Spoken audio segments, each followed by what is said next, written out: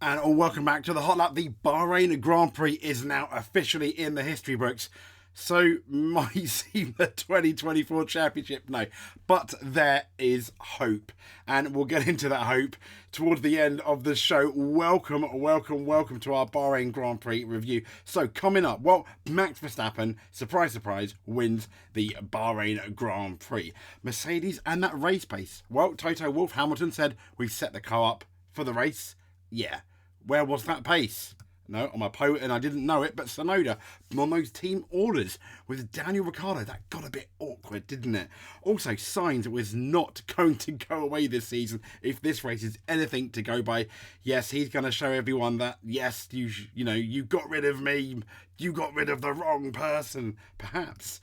Also, is 2024 over? Hopefully not. Interesting article on the race.com. Last but not least, Horner's latest update. He's remaining defiant. He is not going anywhere. So, let's get into Verstappen. Yes, Verstappen winning the race. As you can see here, this is the results. Verstappen wins, kind of dominant, wasn't difficult for him at all. Almost like a walk in the park, other than driving a very fast car.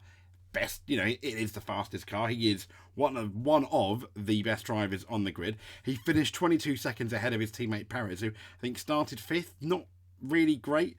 I mean, he's still Perez, no match for his pace. No surprise there. But Red Bull will be happy that Perez finished second. That is his job. Sainz, though, definitely gave us a chance of a race, but it never quite happened. Perez put on the soft tyres at the end. Towards the end of the race, Sainz put on the harder tyres, and let's just say, that Red Bull was very kind on its tyres because Sainz couldn't do anything, and we thought maybe towards the end. Leclerc had issues during the race with his brakes, and he ended up finishing 39 seconds behind Verstappen, and a good chunk. We're looking at a good almost 15 seconds behind Carlos Sainz, despite being ahead of him at one point. But what a move Sainz did put on Leclerc. Last of the late breakers, I think he surprised everyone, including his Ferrari team. Russell finishing fifth again with problems, this time engine overheating problems. Norris sixth in the McLaren. I think that was really good from Norris.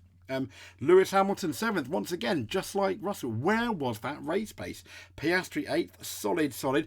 One of my favourite things of the race was Oscar Piastri coming out the pits, realising Lewis Hamilton was there. No, he didn't bottle it as such, He kind of did the absolute best he could. He stamped on the throttle, did everything he can to try and stop Hamilton getting by him. Fair play to Piastri, well done there. Alonso in 9th, kind of disappointing, really. I mean, the Aston Martin was sort of there in the first few laps and it just kind of tapered away. But there we go. Lance Stroll, solid race in 10th, despite, pretty much being put to the back of the field after a whoopsie-daisy from Nico Hülkenberg. Zhou as well, another really solid race. From the Sauber Stake F1 team. I mean, brilliant. Yes, okay, a lap down. Magnussen 12th, not too bad.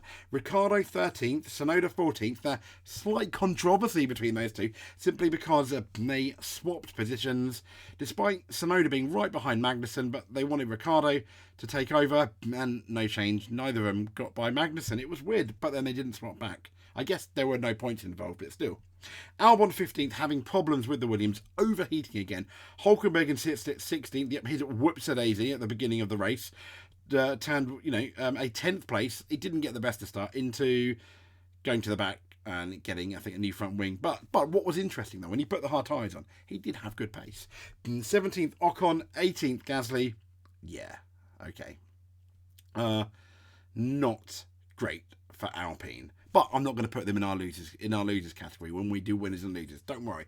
Now, Bottas in 19th. Yeah, a over 50-second pit stop kind of paid to anything he could do. And last but not least, Logan Sargent, not really a surprise. He did go off. He spent about a minute trying to sort his car out. Apparently, there was an issue with his steering wheel or an issue with the car, so it wasn't all Logan Sargent. So that's good. Every cloud, let's say. So let's get into our winners and losers of the Bahrain Grand Prix. Our first loser, I'm afraid to say, was some guy that didn't do too great in qualifying. Yes, Lewis Hamilton. I mean, qualified 9th. He promised us the race pace was there. It kind of wasn't. Maybe not all his fault though, because at one point his battery was at 1% during the race. And Ted Kravitz came over and reported that they had told him to lift and coast. And lift and coasting was the word of the day if you were a Mercedes driver, because poor George Russell as well. Qualified third, looking good. Excellent move on Leclerc, and then we just pressed the reverse gear, didn't we? I mean, Mercedes were looking like Ferrari 2022 with issues. There was stuff leaking from George Russell's car, and he was having issues overheating. I mean, poor Mercedes. So we didn't really see that true pace of the Mercedes team because things were going wrong. And Bahrain's normally hot. It was quite cold there. So when we go to Saudi Arabia, which we think is going to be a lot hotter, if they're having cooling issues, that could be a massive, massive issue entirely. But yes, poor Mercedes. And last but not least of the losers, this man, he was our star of qualifying. But yeah, I mean, poor Lance Stroll tipped him around. I don't think it was Lance's fault. Nico Hülkenberg just put his nose there, and yeah, and then spun Stroll around and then went from hero to zero, didn't he? But he did have good pace. But Nico Hülkenberg, oh my. Nico Hülkenberg, what were you thinking? Yeah. But our first of the winners, I mean, who else but Max Verstappen? Max Verstappen wins the race, kind of textbook at this point. He's doing exactly what you'd expect him to do. If he wins again like this in Saudi Arabia, I probably wouldn't put him in as the winner. But there were still maybe a few question marks around that Red Bull pace. He got a good start, and then we never really saw him again. I mean, all their sponsors are going to get a bit upset because they're not getting any sponsor time, kind of like the 2023 season of their car. But, yeah, I digress. Having said that, kind of a bit of a surprise. I didn't think I'd be calling Lance Stroll a winner, but he got spun round, went pretty much to the back, had good pace, didn't make really, any mistakes, did a couple of nice passing moves, and ended up getting that point for 10th, finishing behind his teammate, albeit, a few fairly back, but finishing behind his teammate, Fernando Alonso. Really, really, really solid job, I think, there for Stroll. Definitely. And let's not ignore Mr. Zhao Guanyu. Brilliant race. I mean, Zhao, he finished 11th, just out of the points, but he beat drivers that which we thought were faster than him. I mean Magnussen, okay, but Ricciardo, Tsunoda, he beat them. Albon, he beat. Ocon, Gasly, he beat. Obviously Bottas and Sargent. It was quite a solid drive from him. Not quite as good, I think, as years past, but a lot of people are thinking, how good is that Sauber? Well, it was good for 11th today. Congratulations, Zhao. You did good. But our star of the race, yes, our star of the race, Mr. Carlos Sainz. Well done. You're the only one that made it relatively exciting up there. Okay, yeah, Perez got by in the end, but he pressed on. He got past Charles Leclerc, and he said, "No, Ferrari, I'm doing my race pretty much." And yeah, what a race this guy had. Absolutely fantastic. Really, really happy with that. Definitely deserved that third place on the podium. It's such a shame though that Red Bull has really good race pace, and on the soft tyres, he ended up kind of like Perez kind of pulled away despite Carlos Sainz being on the hard. But I don't think Carlos Sainz could have done anything more during the race this weekend. He did brilliant. Yeah, out-qualified by Leclerc, but in the race, really, really good. We don't know where Leclerc would have finished without his braking issues. Would have been interesting. But there we go. Carlos Sainz. I mean, he's the man, isn't he? Hello, Zhao. So let's get into the rest of the race. So Verstappen, yeah, okay. Mr. Verstappen, he won. Well done to Mr. Verstappen. But let's get into that Mercedes and the race pace. And this is on planetf1.com. And it's Mercedes issues come to light as both Russell and Hamilton, they suffer in Bahrain. And as you can see here, Lewis and George were plagued by battery problems in the season opener. And Hamilton had a lot of work to do ahead of him after that compromise, let's say, from P9 on the grid. Would he do that again, I wonder? Yes, it was only 2/10 slower than Russell, though. But it definitely cost him in the race, I think. Russell appeared to be in good shape to challenge for that podium. We all thought he was going to get a podium. possibly even people were thinking P2 as well for George Russell. It was not to be, and it turned into a story here of nursing poorly challenges for both Mercedes as battery issues set in. Now for Hamilton, he also had apparently overheating brakes and a broken seat for good measure. I mean, Mercedes looking amateur today. Hamilton crossed the line P7 and Russell P5, so at least Hamilton gained some position. Sadly, Russell lost. And he said, for a while, my battery was dead. So down the straights, I was just derating the whole way down. So I lost a lot of ground to the McLarens. Hamilton told Planet F1. He said, I was fixing that out and took a good 10 laps. And I lost 15 seconds through that. And then after that, I was trying to get back on it and catch up once more. Once we got that fixed. And then there was a bit of overheating with the brakes. And in general, the performance was so-so. My seat started moving and it clicked. It clicked and my left side dropped, so then it was moving through the braking zones. Not great. Not great when you want... I mean, I imagine they're so tightly packed in, F1 drivers, so when something starts moving, it's going to feel really uneasy, and it's going to really ebb away at that confidence. And talking about carrying on from that Mercedes pace, Wolf. And so the Mercedes F1 engine issues cost 0.5 seconds per lap in Bahrain. And if that is the case, suddenly when you look at what Hamilton... Russell finishing 46 seconds behind. I mean, if that's the case, he would have. He potentially would have definitely challenged for that podium. Maybe even been up there with, Sergio Perez. So, George Russell, as we know, he led the Arrows Silver Charge, but that impressive start in that reverse gear with those engine gremlins. And Toto Wolff explained, here we go, pre-season testing was pretty good. Also, the performances on Thursday and Friday were encouraging. The car was stable, that was good, the drivers like it. When we started the race on the soft tyre, everything pretty much was to plan. Unfortunately, we started to have cooling the engine more than we expected. We can't understand yet where that came from. And he said, we have one of our customer teams, Williams, who had the same issue. The other two, that's McLaren and Aston, didn't. That was unexpected. Wolff reckoned that the performance drop-off thought to be a result of both the engine overheating and that battery issue, and the preventative measures combined for a lap loss time of, he said, more than half a second a lap.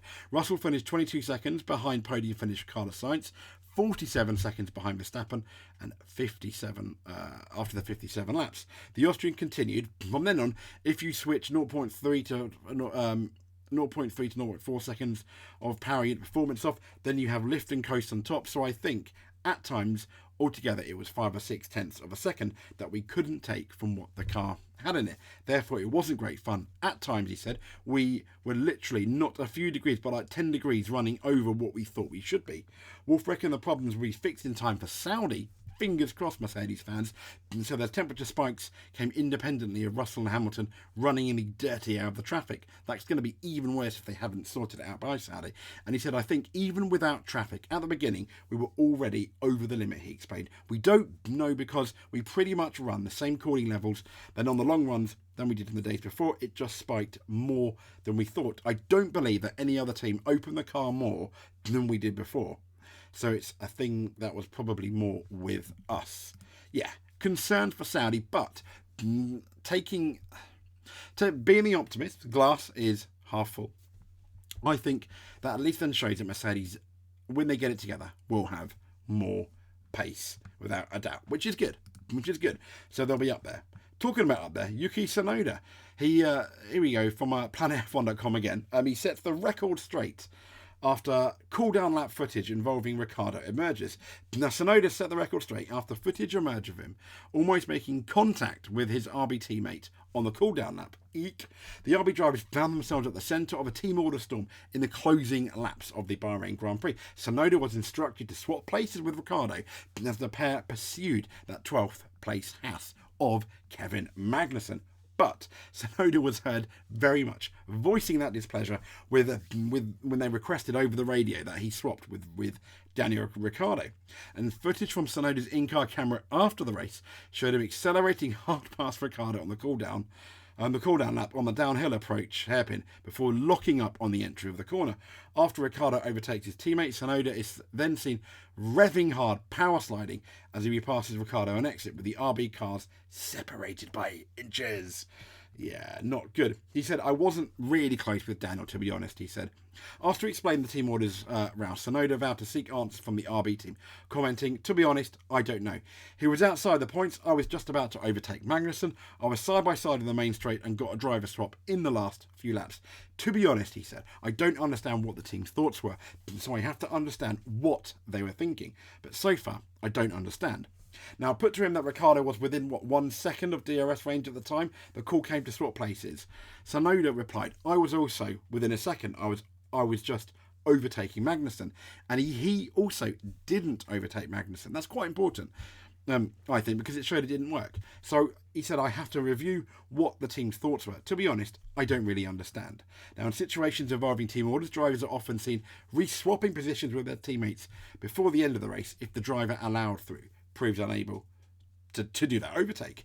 But Ricciardo remained ahead until the checkered flag. Tsunoda appeared to hint that the Australian failed to follow the protocol agreed by the team. I guess more on this later. So, interesting stuff.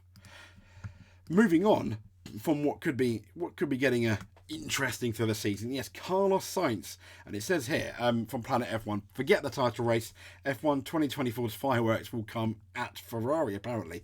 And so if Ferrari had any hope, it says, that Carlos would disappear into the night, the first few laps of Bahrain proved how wrong they were. Now, in pre-season testing, the Spaniard had been perfectly professional, carefully navigating the many questions asked of him in relation to his current employer, basically not wanting him. They chose Hamilton. Now, whether it was a calculated move or something he did in the heat of the moment, his visor went down. The soon-to-be former Ferrari driver, it says, took no prisoners. In previous years, Sainz accepted his pleas to be allowed past teammate Charles Leclerc, being ignored, but in Saka he was not waiting for permission. Once a suggestive comment that he had more race pace was ignored by his race engineer, Sainz was like, nah, I'm going to take matters into my own hands. And as we know, at this point, Leclerc, to be fair, was struggling for grip. Sainz made his move going into turn 1, and it was not the kind of move. It wasn't a smooth move, it was just like, I'm coming through, whatever. And he did it from quite far back. Very Daniel Ricciardo 2014-esque. Now, Ferrari gave Leclerc a helping hand by pitting him first, utilising that undercut. But even that did not disturb Sainz. Soon he was back in front and also passed George Russell into the podium spots. So this was not how the script apparently was meant to go. And Planet F1 is saying Leclerc is the future of Ferrari while Sainz has been discarded. But I don't think it's going to be. I still don't think there are team orders there, if I'm honest. Now, as Max Verstappen's walk to another title looks likely, it says the tension at Ferrari seems like a major story of the season already, especially if Bahrain was an example of things to come. And up until now, they've been quite okay. Are we making a mountain out of a molehill? Possibly, but still. I think keep an eye on that. It's going to be really, really interesting, as is the battle, I think, in Mercedes. So the race has got an article, and we're going to ask, is 2024 already over? I don't think it is. And it says here that, let me get Mark Hughes, what exaggerated Verstappen's brutal advantage? Yes. And it said it was all a bit Formula One Groundhog Day. It was, as we had a Red Bull 1-2, Verstappen dominating. Also, like last year, they even used the same soft combination. We even had Christian Horner saying it's a bit too early to form any conclusions. Yep, heard that before. An understandable reaction maybe, yeah, right, but the cynical take is not always the correct one, says Marc. So we can use that and shape our discussion. He said the facts are Verstappen scraped pole with a time that was slower by Charles Leclerc, as we spoke to in our qualifying show, but he had that 25-second lead when he romped home. And it said the pattern of Red Bull's race advantage being greater than that of qualifying is familiar. Excuse me, I need a drink. And he said it's easier on the tyres, which works against it over a qualifying lap for the Red Bull. But within the patterns, the numbers and circumstances of Bahrain, it says, do paint a rather optimistic picture. Verstappen's pole margin was a comfortable 0.3. His race advantage of the best non-Red Bull ballooning to an average of 0.67 seconds per lap. So the margin is smaller this year, he says. But there are a couple of opposing pulls that may be... Oh, where we've gone? Firstly, no, it's gone. Yeah. A couple of opposing pulls, which may be corrupting that comparison, it says. Verstappen believed the change in wind direction and its reduction in force between qualifying and race day benefited the RB20. He said it just felt more nicely balanced, and I think it meant we took a bigger step than others. Let's hope so. And as discussed, that crosswind through turns 4 and 13 at Bahrain made it difficult for everyone qualifying. And for race day, the wind had turned 90 degrees and it reduced its ferocity, making those two crucial corners less of a problem. So suggesting that a zero advantage over Leclerc's Ferrari in qualifying may have represented the Red Bull in the least flattering conditions, and that because Bahrain's crosswind gusts are amongst the highest, it will probably have it easier than in subsequent qualifying sessions. Now, could that zero qualifying advantage be quite similar to last year's 0.3 seconds when the trickier wind is factored in? Question mark. And it said, secondly, when looking at Verstappen's race advantage, the numbers could be enormously skewed simply by how hard Max was choosing to try. All he has to do is win the race. After all, there were no extra points for winning the winning margin. You might recall how last year his engineer was imploring him to drive to a set lap time. And Max responded with radio silence and several laps around 0.7 seconds faster. This year, he said, there was none of that. Either basically his team has chilled out in the knowledge that Verstappen has it all under control, or Verstappen has chilled and decided not to make life so worrying. So his tyre temperatures never got to that. His time never got to that worrying territory. So last year's 48 seconds lead turned into 25 seconds to the best non-Red Bull driver, and that was our man of the race, Carlos Sainz. And it says what's beyond speculation is that any performance around Sakir is amplified in the race because of that high tyre degradation. And that high tyre degradation is one thing that Red Bull is really, really good. They get that maximum out.